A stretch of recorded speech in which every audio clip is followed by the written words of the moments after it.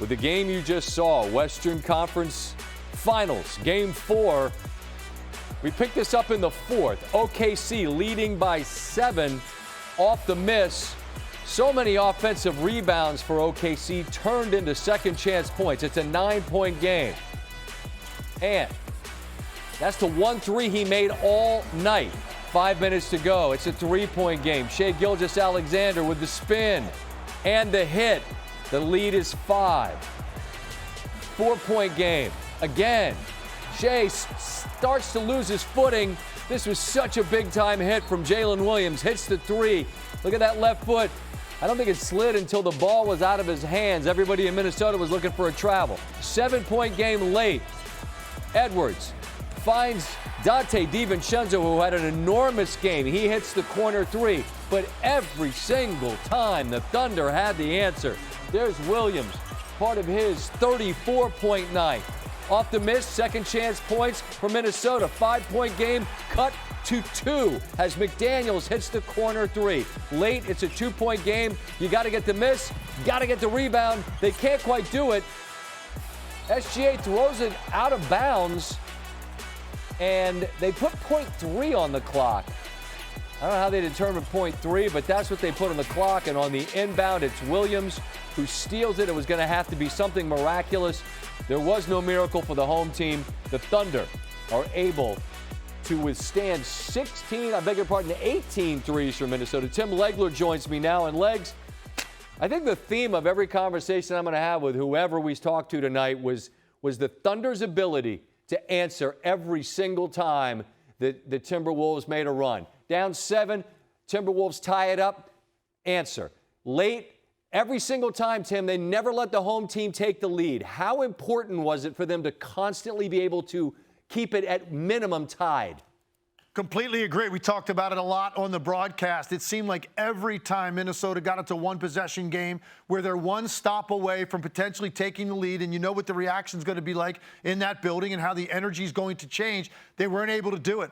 And it was different guys, but primarily their stars. When you get that kind of an offensive performance out of Jalen Williams and Chet Holmgren to go along with what Shai normally does, you know, it's a miracle, really. Minnesota was even in this game when you look at how quiet Anthony Edwards and Julius Randle were, and all 3 of Oklahoma City's big guns play that way offensively. It's incredible they were in the game. Great production across their roster, role players making 3-point shots. They played hard the entire game, but they could not get over that hurdle because of the way Oklahoma City executed to get the shot that they wanted in the last 6 minutes and made those shots.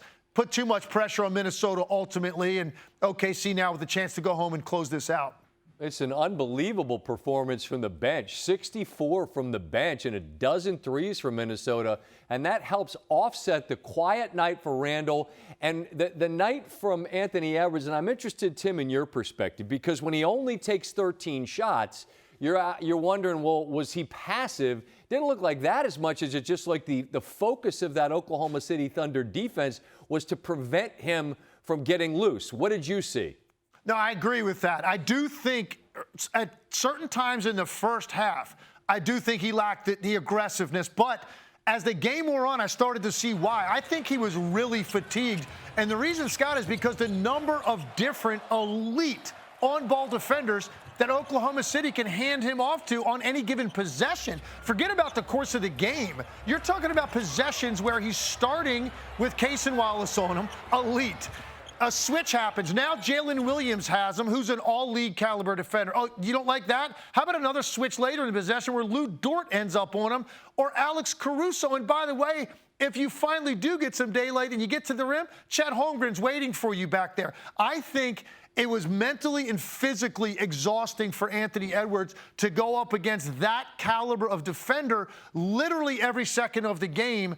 So it looked passive a little bit in the first half. The second half, I just thought it was a little bit of fatigue. Fortunately, his guys stepped up in a big way to keep them in the game, hoping for some late-game heroics out of their best player, but it just wasn't going to happen on this night.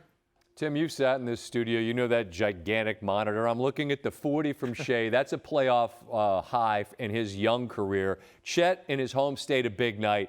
but I'm staring at that number in the middle. Jalen Williams, Tim, 34 points. And you think of the most important shots, the gotta-have-it shots, it felt like he caught it, and that ball was in the air in the blink of an eye, and it was bottoms. What kind of confidence is that guy cooking with from where you're sitting?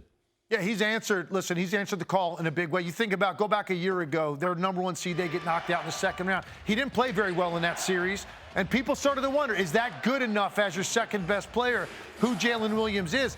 Come into this year's postseason, he has a little bit of an up and down start to the postseason, but look at the way he played in the closeout game against Denver. Look at the way he's played in this series. Look at the way he played tonight. I thought he started the game with a mid-range jumper and a 3 right out of the gate. That set his night up. Now he's ready to go, and he was great late. There was a stretch when Shea was on the bench at the beginning of the fourth quarter, and Minnesota could not stop Jalen Williams. He carried their offense for a little mini burst of his own and bought them time until Shea came back in. Then he goes off ball and makes a couple of huge jumpers with all that attention given to Shea. This was a fantastic offensive performance for OKC, and a credit to Minnesota that they were able to put up that kind of a number on a night when their 2 stars were just really just not impactful. They were in the game. It's a testament to how hard they played, how hard they fought, but actually it's a bigger credit to OKC, the way they executed down the stretch. It's a championship caliber close that they had to that game. Absolutely. It's 40 between the two. You're not going to beat a team like this if you're certainly turning it over 20-plus times and letting them have a bunch of second-chance opportunities. And we knew that, so. Shea and J-Dub just really had it in the fourth. Like, what made it so difficult to defend and keep them from getting? They got to their spots and they rose up and made shots over us. But we got to do a better job of trying to contain that first dribble, like we did Game 3. Did a much better job there. So. Chris, you have a balance between Ant going off and given what the game gives him. How do you think he played tonight? I thought second half was more aggressive. He got downhill. We got him off the ball a little bit more. When he got to the paint, I thought he found some people, made the right plays. I think first half he lagged behind a little bit too much. He needed to get out in front so we could stretch the floor and screen for him a bit. But second half was much better. Chris, similarly, what did you think of Julius tonight? Yeah, didn't have a great night, obviously. Bench was really, really good, so I rolled with them. They were finding shots for each other. They shot the ball extremely well from the three-point line, which, we did a good job of finding those things. That's the guys that we chose to go with there. So. On the offensive rebounds, was it, from your vantage point, a matter of just effort, or was it? Yeah, it was. They on a lot of them hit first. They rebounded well out of their area. They came from distance to get stuff. I think some of them were long. Those we were all trying to crack back, and some of them were long, and we weren't able to get those, particularly later in the game. So. It was a 2-point game. Yeah. Was the difference in a 2-2 series or 3-1? Yeah. How do you kind of emphasis upon you guys that there's still more series to play? Yeah, for sure, 100%. But this isn't the formula to get it done. And I think that's the most important thing to take away from tonight. So. Chris, you mentioned pregame about the decision making when you guys are making quick decisions. Yeah. Those turnovers go down. How much of that did you see in terms of? Yeah, they. I didn't think we started the game with that, kind of mindset and mentality and imposing ourselves offensively. We turned it over 7 times in the first quarter, and a lot of those were just, trying to play in traffic, taking on matchups that invited more, attention and more of a crowd, and not kind of really going anywhere.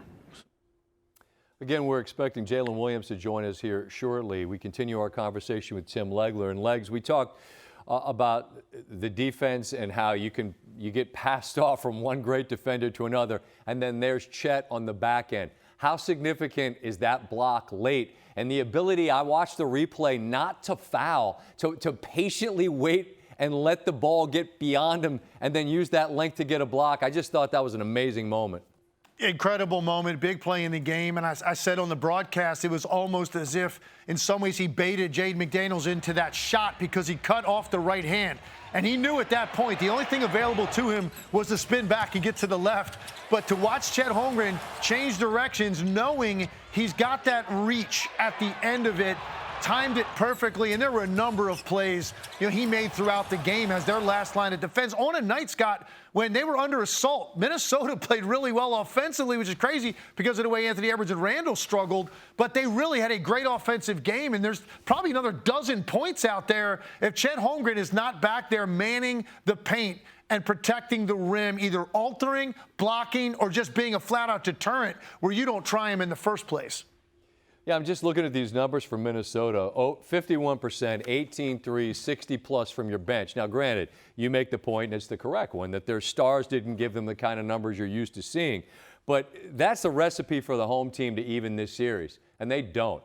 I just think that the maturation of this OKC team, and this is, I think we referenced this the other night, right? Like the old school days where you take your lumps, it takes some time. If you let things bake, you know, it might work out. This OKC team now a game away from advancing to the finals. It's very difficult to envision that not happening, whether it's Game 5 or down the road, isn't it? Yeah, it is. And you think about how demoralizing it is for Minnesota to play as well as they did with pretty much everybody else on their roster. You still come up short, and now you've got to go on the road. Team that lost, I think, 6 games all season in the regular season in that building is going to be a very difficult task for Minnesota.